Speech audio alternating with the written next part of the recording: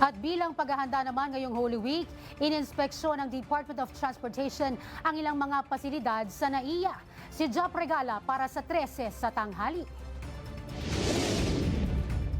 Alinsunod sa direktiba ni Pangulong Ferdinand R. Marcos Jr. na tiyakin ang kaligtasan at maginhawang pagbiyahe ng mga pasahero ngayong Holy Week, personal na binisita ng Department of Transportation ang Ninoy Aquino International Airport Terminals 1, 2 at 3. Sa pagbisita ni Transportation Secretary Giovanni Lopez sa NAIA, ininspeksyon ng kalihim ang mga pasilidad tulad ng check-in counters, self-check-in kiosks, immigration e-gates at iba pa. Binigyan diin ng kalihim ang kahalagahan ng patuloy na pag-iinspeksyon sa mga paliparan lalo na sa panahon ng peak travel season. Ayon sa kalihim, nananatiling pangunahing prioridad ng ahensya ang kaligtasan at maginhawang pagbiyahe ng mga pasahero. Dagdag pa ng kalihim, inaasahan niyang mas maayos ang daluyan ng mga pasahero dahil sa pagpapabuti na ipinatupad ng New NAIA Infrastructure Corporation. Samantala, personal ding nakipagkumustahan ang kalihim sa mga pasahero at inalam ang kanilang karanasan sa pagbiyahe. Ayon sa NNIC, inaasahang aabot sa humigit kumulang 150,000